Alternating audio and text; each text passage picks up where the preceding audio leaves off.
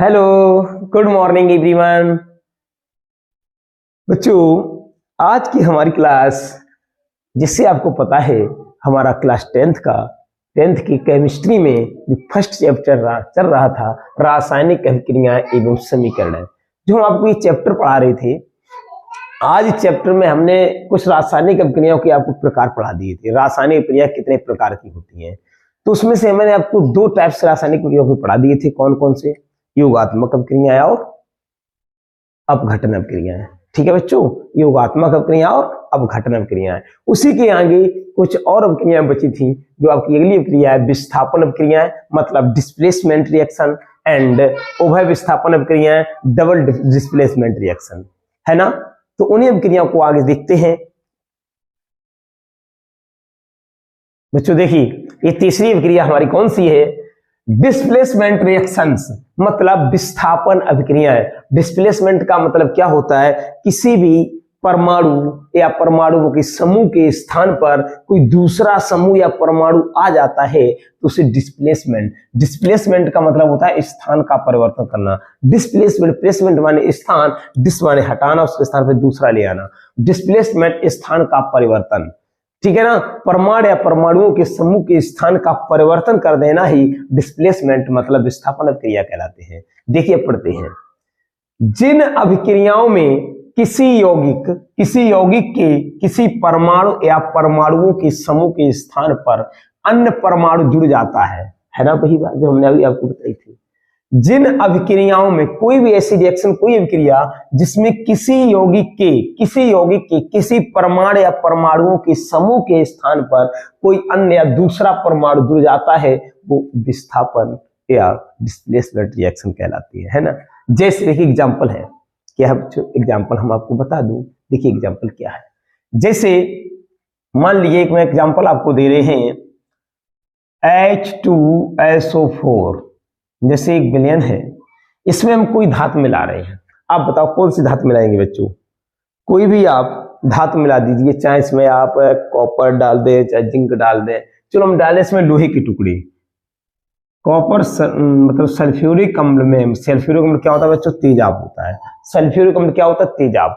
Sulphuric अम्ल में जब हम लोहे के टुकड़े या लोहे की छीलन को डालते हैं, लोहे के टुकड़े को, लोहे के छोटे छोटे टुकड़ों को जब हम सल्फ्यूरिक अम्ल में डालते हैं, सल्फ्यूरिक अम्ल का मतलब नहीं, जिंक, लोहा नहीं, सॉरी, जिंक मतलब जस्ता, कुछ मिस्टेक हो गया था, लोहा नहीं। हम क्या डालेंगे? जिंक के टुकड़े, ठीक है ना। जिंक मतलब जस्ता। हम जस्ता या जिंक के छोटे छोटे टुकड़ों को सल्फ्यूरिक अम्ल में डालते हैं तो क्या होता है? देखिए, सल्फ्यूरिक अम्ल में जैसे ही हम जिंक के टुकड़ों को, ठीक है ना, जिंक के टुकड़ों को डालेंगे तो क्या होगा?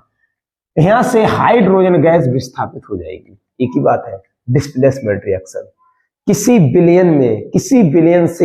विलयन में या किसी पदार्थ में उसका स्थान उसमें किसी परमाणु या परमाणुओं के समूह के स्थान पर दूसरा परमाणु आ जाए। अब यहां से जो हाइड्रोजन गैस है ये विस्थापित हो जाएगी। यहां बन जाएगा, देखिए क्या, Zn सल्फेट से क्रिया करके बना लेगा जिंक सल्फेट। देखो Zn ने इसका हाइड्रोजन का स्थान ले लिया और क्या बचेगा? Plus hydrogen gas, H2 gas विस्थापित हो जाएगी। देखिए हाइड्रोजन गैस निकल गई और हाइड्रोजन के स्थान पर कौन पहुंच गया? जिंक। तो यहां जो सल्फ्यूरिक अम्ल था वो क्या बन गया? Zinc sulphate. क्या बन गया? Zinc sulphate. और इसमें जो हाइड्रोजन था वो हाइड्रोजन गैस के रूप में विस्थापित हो गया। बताइए समझ में आया? क्यों भाई, समझ में आया? ठीक है ना। अगला इसी प्रकार से एक और एग्जांपल हम आपको दिखाते हैं। जैसे कॉपर लिखिए, बुक डिस्टर भाई। कॉपर आप जानते हैं, कॉपर का प्रतीक क्या होता है? Cu। कॉपर Cu होता है। सिल्वर नाइट्रेट विलयन AgNO3 मतलब सिल्वर नाइट्रेट के विलयन में यदि कॉपर की छीलन डाली जाए, किसकी? कॉपर की छीलन। सिल्वर नाइट्रेट विलयन में यदि कॉपर की छीलन डालते हैं तो क्या होता है? जैसे ही आप सिल्वर नाइट्रेट विलयन में कॉपर की छीलन डालेंगे तो क्या होगा? जो इसमें धातु है ना, सिल्वर नाइट्रेट का जो विलयन है, इसका विलयन है, देखिए सिल्वर नाइट्रेट AgNO3, जो AgNO3 का विलयन है, जैसे इसमें आप कॉपर की छीलन डालेंगे तो यहाँ से सिल्वर मतलब धातु विस्थापित हो जाएगी, धातु विस्थापित हो जाएगी, Ag निकल जाएगी क्या, Ag, और आपका बच जाएगा कॉपर नाइट्रेट मतलब CONO3 का होल ट्वाइस, ये कॉपर नाइट्रेट होता है। अब देखिए बच्चों कॉपर नाइट्रेट कैसे है, या तो NO3 एक ही था, या CONO3 का होल ट्वाइस हो गया, तो हम क्या करेंगे यहाँ पे 2 गुणा कर लीजिए, हो गया गुणा। अब देखो NO3 का होल ट्वाइस हो गया, लेकिन अब Ag भी 2 हो गए तो Ag में भी 2 का मल्टीप्लाई कर लेंगे। अब देखिए कॉपर को जैसे ही कॉपर की छीलन को सिल्वर नाइट्रेट में विलयन में डालेंगे, यहाँ से सिल्वर धातु मतलब Ag विस्थापित हो जाएगी और कॉपर नाइट्रेट का विलयन प्राप्त हो जाएगा। ओके, अब देखिए ये रिएक्शन आपने समझ ली अच्छे से, मतलब जो अभिक्रिया का तीसरा प्रकार था रासायनिक क्रियाओं का विस्थापन मतलब डिस्प्लेसमेंट रिएक्शन। अब आगे चलते हैं हम double displacement reaction. Double displacement reaction का मतलब होता है द्वि विस्थापन या उभय अपघटन, उभय विस्थापन, द्वि विस्थापन या उभय विस्थापन। क्लियर आ गया समझ में, द्वि विस्थापन या उभय विस्थापन। डबल माने द्वय, डिस्प्लेस माने विस्थापन, रिएक्शन माने अभिक्रियाएं, मतलब द्वि विस्थापन अभिक्रियाएं, या ऐसे बोल सकते हैं उभय विस्थापन अभिक्रियाएं, दोनों ही की बात है। अब प्रत्यय से वह अभिक्रिया जिसमें 2 आयनिक यौगिकों के, देखिए वह अभिक्रिया जिसमें 2 आयनिक यौगिकों के आयन परस्पर बदल दिए जाते हैं। देखिए वह अभिक्रिया जिसमें 2 आयनिक यौगिक, इसमें 2 यौगिक होंगे, यहाँ एक यौगिक था एक धातु लेते थे डिस्प्लेसमेंट, और डबल डिस्प्लेसमेंट में क्या होगा, वह अभिक्रिया जिसमें 2 आयनिक यौगिक, यहाँ दोनों यौगिक होंगे कि आयन परस्पर बदल दिए जाते हैं, वह विस्थापन क्रिया कहलाती है। यहाँ की जाती है परमाणुओं या परमाणुओं के समूह की अदला बदली। ठीक है, यहाँ अदला बदली नहीं थी, मतलब एक के स्थान पर किसी यौगिक या किसी विलयन के एक धातु के स्थान पर कोई दूसरी धातु आ जाती थी, या गैस के स्थान पर कोई दूसरी धातु आ जाती थी, वो डिस्प्लेसमेंट था। यहाँ क्या होंगे, 2 यौगिक होंगे, दोनों यौगिकों के आयन परस्पर बदल दिए जाते हैं। ठीक है ना, एक का इसके संग एक का इसका बदल दिया, तो ठीक है एग्जाम्पल दिखाते हैं आपको। ठीक है ना, इनके आयन परस्पर 2 आयनिक यौगिक होंगे, दोनों के आयन एक दूसरे से बदल दिए जाते हैं, वो कहलाता है डबल डिस्प्लेसमेंट। डबल डिस्प्लेसमेंट या उभय विस्थापन अभिक्रिया। क्लियर, भाषा आगे समझ में, फिर एक बार पढ़ते हैं। वह अभिक्रिया जिसमें 2 आयनिक यौगिकों के आयन परस्पर बदल दिए जाते, 2 यौगिकों के आयन परस्पर, परमाणु या परमाणु के समूह या आयन परस्पर बदल दिए जाते हैं, उभय विस्थापन अभिक्रिया कहलाती है। जैसे पढ़िए भाई, जैसे मान लीजिए मैं आपको दिखाऊं, सोडियम क्लोराइड रिएक्शन करिए, सोडियम क्लोराइड क्या होता है, NaCl। अब NaCl जो सोडियम क्लोराइड है, इसके साथ में एक और दूसरा विलयन लिखते हैं, क्या लिखने बताओ, सिल्वर नाइट्रेट लिख दें, AgNO3। अब देखो बच्चों, इनके आयन आप बदल दो परस्पर, क्या बदल दो, इसके आयन बदल दो। अब देखिए यहां से जो आपका सिल्वर नाइट्रेट था AgNO3, ये बन जाएगा सोडियम नाइट्रेट। क्या बन जाएगा, सोडियम नाइट्रेट। क्यों, यहाँ पे जो Na है वो कर लेगा NO3 से क्रिया, और Cl कर लेगा Ag से क्रिया। देखिए बदल गया आयन, तो यहाँ पर जैसे ही AgCl से क्रिया करेगा तो हो जाएगा AgCl का अवक्षेप आ जाएगा, AgCl का अवक्षेप प्राप्त हो जाता है, AgCl बचेगा क्या, सोडियम नाइट्रेट प्लस NaNO3। बताइए बच्चों, ये समझ में आई रिएक्शन, दोनों के आयन हमने बदल दिए, यहां से सोडियम नाइट्रेट से क्रिया करा दी और सिल्वर की क्लोरीन से क्रिया करा दी। यहां देखिए दोनों की अदला बदली हुई परमाणु की, Ag ने Cl से क्रिया करी, ये बदल गए, और Ag के NO3 के स्थान पर कौन हो गया, NaNO3। देखिए NaNO3, दोनों के आयन परस्पर बदल दिए हैं। बताइए समझ में आया, आई ना, ठीक है, अच्छी बात है, समझ में आ गया। तो इसी प्रकार से एक रिएक्शन आपको और दे दूं, कर लोगे। देखिए भाई, हम आपको रिएक्शन और दे रहे हैं, बताइए क्या दे दूं, आप लोग बताओ, अपनी मर्जी से लिख लो, चाहे हम बताएं सो कर लो। बताओ रिएक्शन आप क्या करेंगे। हम आपको बेरियम क्लोराइड से रिएक्शन करा रहे हैं, बेरियम क्लोराइड मतलब बेरियम क्लोराइड क्या होगा बच्चों, BaCl2।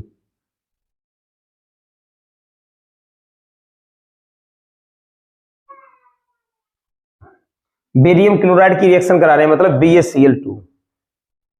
BaCl2 कराइए। किससे कराएंगे आप, कोई विलेन लीजिए, बेरियम क्लोराइड के साथ हम कोई सा विलेन ले ले, बताइए आप क्या लेंगे, बताओ। आप ले लो सोडियम सल्फेट ले लो, चाहो तो, वो भी लवड़ है, सोडियम सल्फेट। चलो लेते हैं sodium sulphate, BaCl2 plus sodium sulphate क्या होता है बताइए बच्चों, Na2SO4, ये सोडियम सल्फेट हो गया। अब इनके भी देखो, बेरियम क्लोराइड और सोडियम सल्फेट, इनके आयन परस्पर बदल दीजिए। अब देखिए क्या होगा, जो क्लोरीन है ना, ऊपर रिएक्शन हो चुकी है, अब ये वाला निशान हटाओ तभी हो पाएगी, ठीक है। अब यहां से क्या होगा, जो क्लोरीन है वो सोडियम से क्रिया करेगा, बेरियम है वो सल्फेट से क्रिया करेगा। कितना आसान है। एक चीज और सिंपली, इनमें जब उभय विस्थापन अभिक्रिया में होता क्या है, जैसे कोई यौगिक है, उसका जो पीछे वाला जो कोई परमाणु होता है, दूसरी यौगिक के पहले वाले परमाणु से क्रिया करता है। इसका सेकेंड वाला परमाणुओं का समूह इसके पहले वाले समूह से क्रिया करता है। ये सिस्टम है, देखिए इसका Ba पहला है, ये इसके सोडियम सल्फेट के लास्ट वाले से क्रिया करेगा, और ये इसके साथ करेगा। देखिए जब सोडियम ने क्लोरीन से क्रिया करी तो क्या बन गया, NaCl बच्चों, क्या बन गया, NaCl। कितने Na कितने Cl, 2 Na 2 Cl, तो हो गया 2 का गुणा। बताइए बात समझ में आई, 2 Na 2 Cl दोनों तरफ है, 2 Na 2 Cl है। अब Ba1SO4 1 लिख दो, BaSO4, ये बन गया बेरियम सल्फेट, BuSO4 मतलब बेरियम सल्फेट। आगे बात समझ, कितनी आसानी से रिएक्शन कर दिया, आगे समझ में। अब बताइए बच्चों, ये दोनों अभिक्रिया आपकी समझ में आई, दोनों प्रकार के टाइप्स समझ में आ गई, ठीक है। स्क्रीनशॉट लीजिए।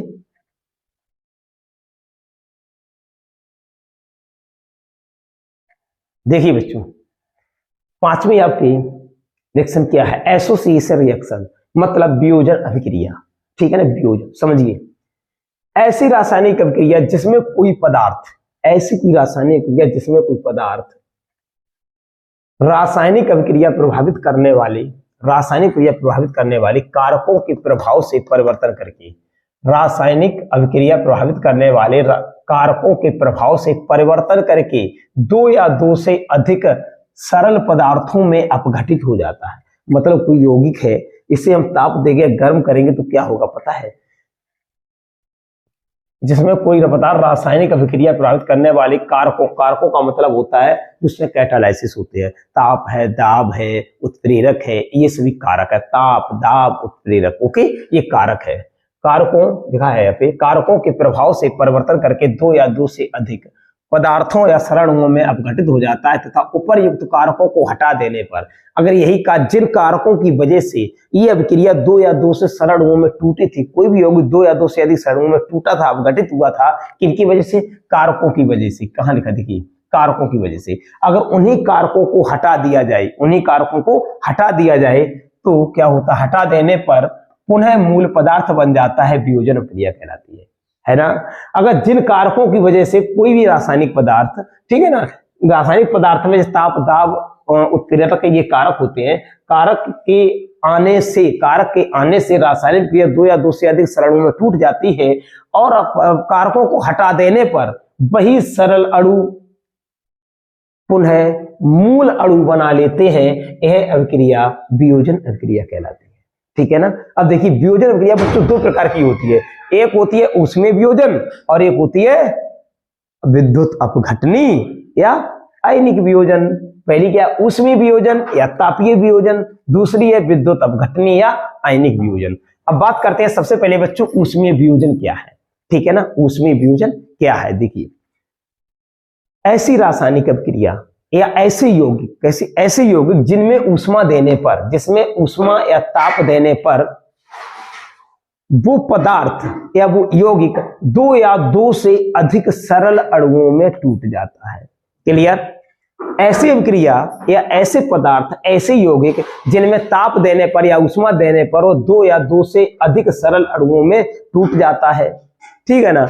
लेकिन पुनः ठंडा होने पर पुनः वही अणु, सरल अणु, मूल अणु का फिर से मूल अणु बना लेते हैं। क्या होता है, जो सरल अणु है पुनः मूल अणु में परिवर्तित हो जाते हैं, ठीक है ना, या मूल अणु बना लेते हैं। तो इस प्रकार की अभिक्रिया ऊष्मीय वियोजन अभिक्रिया कहलाती है। क्लियर, क्यों बच्चों, समझ ली परिभाषा। देखिए बच्चों ऊष्मीय वियोजन में हमने समय एग्जांपल देखी, अभी समझाया था आपको, ऐसे यौगिक या ऐसे पदार्थ जिनमें ऊष्मा देने पर दो या दो से अधिक सरल अणुओं में टूट जाते हैं, लेकिन पुनः वह ठंडा होने पर पुनः मूल अणु बना लेते हैं। इस प्रकार की अभिक्रियाएं कैसी कहलाती हैं? तापीय ऊष्मीय वियोजन कहलाती हैं। जैसे हाइड्रोजन आयोडाइड मतलब HI को यदि आप गर्म करेंगे तो किसमें टूटेगा? HI, हाइड्रोजन गैस व आयोडीन में टूट जाता है। क्लियर? जब HI को गर्म करेंगे तो हाइड्रो और आयोडीन में टूट जाता है। दो का गुणा कर दिए, H2 प्लस H2, बैलेंस होगी रिएक्शन। अब ये ठंडा होने पर ये जो आगे वाला रसायन ये दिख रहा है, ये वाला, ये होता है अग्र क्रिया। पहले आप पदार्थ को ऊष्मा देंगे तो पहले ये टूटेगा, ठीक है ना, तो हाइड्रो आयोडीन में टूट जाता है। अब पुनः ठंडा होने पर तब ये बैकवर्ड रिएक्शन होती है, ये होती है अग्र क्रिया, ये होती है पश्चिम क्रिया। तो ये जैसी ठंडा करने पर ये क्रिया पश्चिम क्रिया मतलब बैकवर्ड रिएक्शन प्रारंभ हो जाती है। बैकवर्ड मतलब पीछे से, इधर से रिएक्शन जब इधर से होगी तो क्या, जैसे आपने HI टूटा था, H2 प्लस I2, अब ये पीछे से रिएक्शन होगी तो H2 और I2 मिलकर क्या बना लेंगे? 2HI। आगे बात समझ में? इसे बोलते हैं उसमें वियोजन। देखिए इसमें भी NH4Cl, इसे गर्म करेंगे तो NH3 मतलब अमोनिया गैस में टूटेगा प्लस HCl में टूटेगा। देखिए दो घटकों में टूट गया। NH4Cl 4 हाइड्रोजन है, एक N तीन और एक 4 हाइड्रोजन, देखो 4 ही थे, एक क्लोरीन। ये था नौसादर, अमोनियम क्लोराइड या नौसादर से बोलते हैं बच्चों। क्या बोलते हैं? अमोनियम क्लोराइड या नौसादर। ये अमोनिया गैस में टूटा, अमोनिया गैस और HCl में टूट गया, ठीक है ना। अब देखिए जैसे ठंडा करेंगे, ठंडा करने पर अमोनिया और HCl मिलके पुनः NH4Cl बना लेगी, है ना। पहले अग्रव क्रिया हुई, अग्रव क्रिया में जैसी पदार्थ मेरे पास क्या था? नौसादर। हमने नौसादर को गर्म किया, अमोनिया गैस और HCl में टूट गया। सिंपली है ना, आगे बात समझ में। अब जैसे ये क्रिया जैसी ठंडी हुई, ठंडे होने पर क्या अमोनिया HCl मिलके क्या बना लिया इन्होंने? पुनः नौसादर NH4Cl बना लिया। बताइए समझ में आया? ठीक है, रिएक्शन को नोट कीजिए। देखिए बच्चों, अब बात है विद्युत अपघटनी या आयनिक वियोजन। कोई ऐसे आयनिक यौगिक, कोई भी आयनिक यौगिक है, आयनिक यौगिक को जब हम विद्युत देंगे, यहाँ था डायरेक्ट ताप देंगे, उष्मा देंगे, यहाँ विद्युत लगा, विद्युत अपघटनी, विद्युत के द्वारा अपघटन हो। किसके द्वारा? विद्युत के द्वारा अपघटन हो। किसी विद्युत यौगिक या आयनिक यौगिक में जैसे हम विद्युत धारा देंगे, विद्युत धारा देने पर उसका क्या हो जाएगा? आयनिक वियोजन, अपने आयनों में टूट जाएगा। आयनिक वियोजन माने टूटना, आयनिक माने आयनों में। जैसे एग्जांपल है आपका, जैसे क्या होगा? देखिए बच्चों, सोडियम क्लोराइड क्या है? एक आयनिक यौगिक है। क्या है? आयनिक यौगिक। जैसे इसमें आप विद्युत धारा देंगे, क्या देंगे? विद्युत धारा, विद्युत प्रवाहित करेंगे या विद्युत धारा देंगे, एक ही बात है। चाहे विद्युत धारा दे दो, चाहे विद्युत प्रवाहित कर दो, एक ही बात है। तो पहले क्या होगी रिएक्शन? अग्र क्रिया में क्या होगा? आयन धन आयन में टूटेगा। ये अपने आयनों में टूट जाता है। किसमें? आयनों में। Cl ऋणायन। जिन आयनों से मिलकर आयनिक यौगिक बनता है, आयनिक यौगिक किससे मिला था? NaCl से। आयन धनायन और Cl ऋणायन से NaCl का निर्माण होता है। जब विद्युत धारा देंगे तो आयन धनायन और Cl ऋणायन में टूट जाता है, और उसके बाद ये रिएक्शन यहाँ से तुरंत स्टार्ट हो जाती है। ये दोनों मिलकर ये ठंडा होने पर या विद्युत धारा हटा देने पर, विद्युत धारा छोड़ने पर, हटा देने पर तुरंत ये आयन धनायन Cl ऋणायन मिलकर फिर दोबारा क्या बना देंगे? NaCl। आगे बात समझ में? ये विद्युत अपघटनी वियोजन है, मतलब विद्युत द्वारा अपघटन होना है। जब विद्युत द्वारा अपघटन होगा तो ये आयनिक यौगिकों में ही होगा, और आयनिक यौगिक अपने आयनों में टूट जाते हैं और पुनः ही वही यौगिक पहले बार आयनिक यौगिक बना सकते हैं। क्लियर? एक एग्जांपल उसका देख लीजिए बच्चों। देखिए सेकंड एग्जांपल बताओ क्या ले लें। जैसे आप ले लिए HCl, HCl में विद्युत धारा प्रवाहित कीजिए, विद्युत प्रवाहित कीजिए तो ये H धनायन प्लस Cl ऋणायन में टूट जाएगा HCl। क्लियर? और दोबारा फिर इसी से HCl बना लेगा। ठीक है, नोट कीजिए या स्क्रीनशॉट लीजिए कंप्लीट। देखिए बच्चों, बात करते हैं और भी कुछ रासायनिक अभिक्रिया हैं, जैसे ऑक्सीकरण और अपचयन अभिक्रिया। देखिए ऑक्सीकरण क्या होता है और अपचयन क्या होता है? बहुत जी है। ऑक्सीकरण वह प्रक्रम होता है जिसमें किसी पदार्थ में ऑक्सीजन या विद्युत ऋणात्मक तत्व का जुड़ना, किसी पदार्थ में, कोई रासायनिक क्रिया में किसी पदार्थ में ऑक्सीजन या अन्य विद्युत ऋणात्मक तत्व का जुड़ना, ये पहली शर्त है किसकी, ऑक्सीकरण की। याद रखना क्या किसी पदार्थ में, कोई भी पदार्थ हो उसमें ऑक्सीजन या अन्य विद्युतात्मक तत्वों का जुड़ना। सेकंड शर्त क्या है, किसी पदार्थ में हाइड्रोजन या विद्युत धनात्मक तत्व का अलग होना। ठीक है ना, दो शर्तें हैं इसके लिए। पहली क्या है, किसी पदार्थ में ऑक्सीजन या किसी अन्य विद्युतीय तत्व का जुड़ना। दूसरी शर्त है किसी पदार्थ में हाइड्रोजन या किसी विद्युत धनात्मक तत्व का अलग होना। क्लियर। तो एग्जाम्पल देखते हैं। एग्जाम्पल देखिए बच्चों, पहला एग्जाम्पल क्या है, देखिए बहुत ही सिंपली एग्जाम्पल आपको लेंगे जो आपको बहुत ही आसानी से आपके समझ में आ जाए बच्चों। देखिए मैं आपके सामने ले रहे हैं जिस मैग्नीशियम धातु लेना, क्या लेना है, मैग्नीशियम। क्या कहनी है पहले शर्त, किसी पदार्थ में ऑक्सीजन तत्व का या अन्य ऋणात्मक तत्व का जुड़ना। मैग्नीशियम की जब ऑक्सीजन से क्रिया करते हैं तो क्या बनता है आपको पता है क्या, मैग्नीशियम ऑक्साइड। क्या बनता है, मैग्नीशियम ऑक्साइड। बैलेंस कर लीजिए, दो ऑक्सीजन है, दो का गुणा कीजिए यहाँ भी। अब देखो आपने एक मैग्नीशियम धातु थी, इससे कौन जुड़ी, ऑक्सीजन।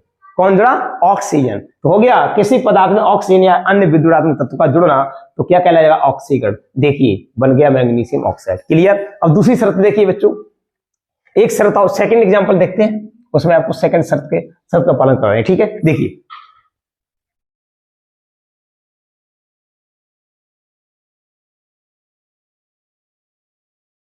Hydrogen sulphide. देखिए हाइड्रोजन सल्फाइड है, कौन है बच्चों, हाइड्रोजन सल्फाइड। देखिए बच्चों हाइड्रोजन सल्फाइड जब ऑक्सीजन से क्रिया करेगा तो क्या होगा पता है, हाइड्रोजन ऑक्सीजन में जुड़ेगा, क्या हो जाएगा, H2। ऑक्सीजन का जुड़ना जुड़ गया। अब क्या होगा, यहां से देखिए हाइड्रोजन अलग हुआ, इस पदार्थ से कौन, हाइड्रोजन अलग हुआ तो ऑक्सीजन से क्रिया, दोनों शर्तें हो रही हैं। किसी पदार्थ में हाइड्रोजन का विद्युत धनात्मक तत्व का अलग होना। जो पहले दूसरी शर्त क्या है, किसी पदार्थ से हाइड्रोजन का अलग होना। देखिए हाइड्रोजन अलग हो रहा है, ठीक है ना, और ऑक्सीजन जुड़ रहा है। हाइड्रोजन अलग हो रहा है और ऑक्सीजन जुड़ रहा है, किसमें, हाइड्रोजन जुड़ क्या बनेगा, H2O बना लेगा। अब यहां से विद्युत ऋणात्मक तत्व कौन सा अलग हो गया, विद्युत ऋणात्मक तत्व यहाँ कौन है, सल्फर है, सल्फर अलग होगी। देखिए अब कितने हाइड्रोजन थे, दो, ऑक्सीजन दो थे, दो का गुणा करो, ऑक्सीजन बैलेंस, यहाँ भी सल्फर, दो सल्फर। देखो दोनों कंडीशन फॉलो हुई। पहला हाइड्रोजन पदार्थ से अलग हुआ और ऑक्सीजन जुड़ा, ऑक्सीजन यानी तत्वों का जुड़ना, देखो ऑक्सीजन जुड़ गया। हाइड्रोजन का अलग होना, हाइड्रोजन अलग हुआ पदार्थ से तो H2O बना लिया दोनों। ठीक है, अगली एक्शन देखिए, मैग्नीशियम क्लोरीन से क्रिया करेगा। यहाँ देखिए किसी पदार्थ में ऑक्सीजन अन्य ऋण विद्युतीय तत्व है, क्लोरीन भी ऋण विद्युतीय तत्व है, ऑक्सीजन है नहीं तो क्या है, क्लोरीन है। क्लोरीन का जुड़ना मतलब ऋणात्मक तत्व का जुड़ना, जुड़ रहा है Mg से, बन जाएगा MgCl2, मैग्नीशियम क्लोराइड। हो गया क्लियर, नोट कीजिए रिएक्शन। बच्चों बात करते हैं अपचयन की। अपचयन मतलब रिडक्शन क्या है, वह प्रक्रिया जिसमें या वह प्रकरण जिसमें हाइड्रोजन या अन्य विद्युत धनात्मक तत्व का जुड़ना, इसमें हाइड्रोजन या कोई अन्य विद्युत धनात्मक तत्व जुड़ेगा। दूसरी चीज ऑक्सीजन या विद्युत ऋणात्मक तत्व का अलग होना, इसके बिल्कुल उल्टा है, विपरीत उल्टा। देखिए इसमें क्या था, हाइड्रोजन का अलग होना था, यहाँ क्या है, हाइड्रोजन का जुड़ना। ऑक्सीजन का यहाँ क्या था, जुड़ना, और यहाँ क्या है, ऑक्सीजन का अलग होना है, बिल्कुल उल्टा अपचयन। अब देखिए ब्रोमीन जब हाइड्रोजन H2S से क्रिया करेगा तो देखिए हाइड्रोजन कैसा है, धनात्मक तत्व है, ठीक है ना, हाइड्रोजन तत्व का जुड़ना, तो ये किससे, ब्रोमीन से जुड़ जाएगा, क्या बन जाएगा, HBr। देखिए जुड़ गया हाइड्रोजन, कितने में Br है, दो है, तो या दो का गुणा करो, हाइड्रोजन दो पहले से ही है, हो गया बैलेंस, बचा क्या, प्लस सल्फर। क्लियर हो गया, सल्फर ऋणायन है तो ऋणायन का अलग होना। देखिए विद्युत ऑक्सीजन विद्युत ऋणात्मक तत्व का अलग होना, सल्फर कैसा होता है, ऋणात्मक, तो अलग हो गया। क्लियर। अब बात करते हैं ऑक्सीजन, कॉपर ऑक्साइड जब हाइड्रोजन से क्रिया करे हैं क्या होगा, ऑक्सीजन या विद्युत ऋणात्मक तत्व का अलग होना। देखिए ऑक्सीजन अलग होना तो यहां से अलग होगा ऑक्सीजन, ठीक है ना, ऑक्सीजन अलग होगा, और कौन जुड़ेगा, हाइड्रोजन का जुड़ना, तो हाइड्रोजन जुड़ेगा, ऑक्सीजन से अलग होके हाइड्रोजन जुड़ेगा। ऑक्सीजन देखिए यहां से अलग होगा, ठीक है ना, और हाइड्रोजन जुड़ेगा तो हो जाएगा H2O। हाइड्रोजन जुड़ेगा और ऑक्सीजन अलग होगा, तो ऑक्सीजन यहां से अलग हुआ, हाइड्रोजन जुड़ा तो क्या हो गया, H2O प्लस कॉपर। देखिए बच्चों सभी रिएक्शन बैलेंस, ऑक्सीकरण अपचयन आपने समझ लिया। ऑक्सीकरण क्या, ऑक्सीकरण वह प्रक्रम है जिसमें किसी पदार्थ में या अन्य ऑक्सीजन या अन्य विद्युत ऋणात्मक तत्व का जुड़ना, और दूसरी शर्त क्या थी, किसी पदार्थ में हाइड्रोजन या विद्युत धनात्मक तत्व का अलग होना। अपचयन में क्या था, वह प्रक्रिया जिसमें हाइड्रोजन या विद्युत धनात्मक तत्व का जुड़ना, यहाँ देखिए हाइड्रोजन अलग होना था, यहाँ हाइड्रोजन का जुड़ना, और ऑक्सीजन का निकलना मतलब अलग होना। क्लियर, समझ में आ गई? ओके बच्चों, अब बताइए आपको पूरा टॉपिक समझ आया मक्खन की तरह आ गया? बहुत अच्छी बात है। और देखिए ये आपका पूरा चैप्टर फिनिश हो चुका है। जो ऑक्सीकरण अपचयन एवं रासायनिक क्रिया चैप्टर चल रहा था आपका, रासायनिक क्रिया समीकरण कंप्लीट हो गया क्लास 10th का, ठीक है ना? पहला चैप्टर आपका कंप्लीट है। ओके बच्चों, उम्मीद करता हूं आपने बहुत अच्छे से समझा होगा। मेरे चैनल को सब्सक्राइब, लाइक व शेयर करें, जिससे हम आपको नेक्स्ट क्लास फिर आपके लिए समझ लेके आएंगे। Okay, thank you.